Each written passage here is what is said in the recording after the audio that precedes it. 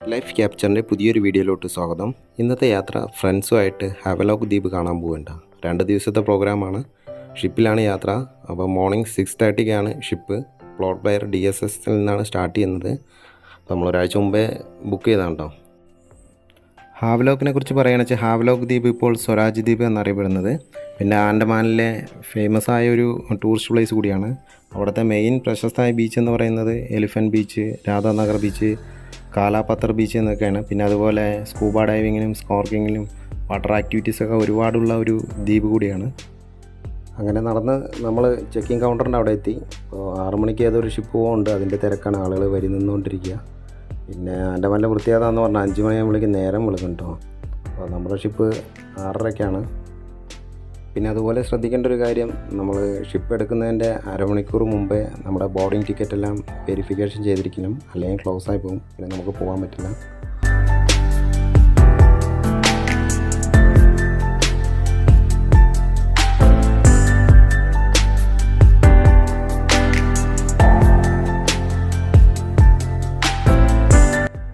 അപ്പോൾ ഞങ്ങൾ ബുക്ക് ചെയ്തിരിക്കുന്ന ഷിപ്പ് എന്ന് പറയുന്നത് ഈ ബാരാട്ടാങ് എന്ന് പറയുന്ന ഷിപ്പാണ്. ഇത് ഈ കാണുന്നതാണ്. അപ്പോൾ വരി നിന്ന് ഉള്ളിലോട്ട് കയറി. അപ്പോൾ ഈ കാണുന്നതാണ് റൂം. അകത്ത് AC റൂമാണ്. അപ്പോൾ ഇനി 3 മണിക്കൂർ യാത്രയുണ്ട് ഇവിടെ നിന്ന്. അപ്പോൾ ഞങ്ങൾ ഫോട്ടോ ഒക്കെ എടുക്കാൻ വേണ്ടി മേലോട്ട് കയറിയിട്ടോ. അപ്പോൾ ഷിപ്പ് നീങ്ങി തുടങ്ങി. അപ്പോൾ കടലിൻ്റെ മനോഹരമായ ദൃശ്യങ്ങൾ കണ്ടു നോക്കുക. ഇഷ്ടമായാൽ ലൈക്ക് ചെയ്യുക, സബ്സ്ക്രൈബ് ചെയ്യുക.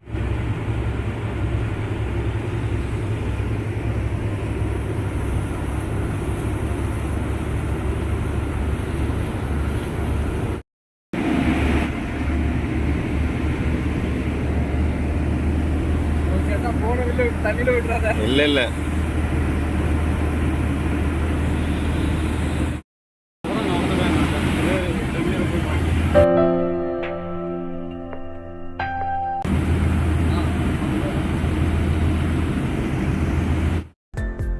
അപ്പോൾ ക്യാപ്റ്റൻ്റെ ക്യാബിനൊക്കെ ഒന്ന് കാണാൻ പറ്റി. പക്ഷേ വീഡിയോ എടുക്കാനുള്ള ഒരു പെർമിഷൻ തന്നില്ല. അപ്പോൾ ഫ്രണ്ടിൽ നിന്ന് ഇങ്ങനെ ഒരു വീഡിയോ എടുക്കാൻ പറ്റി. അതൊക്കെ ഒരു നല്ലൊരു എക്സ്പീരിയൻസ് ആയി തോന്നി.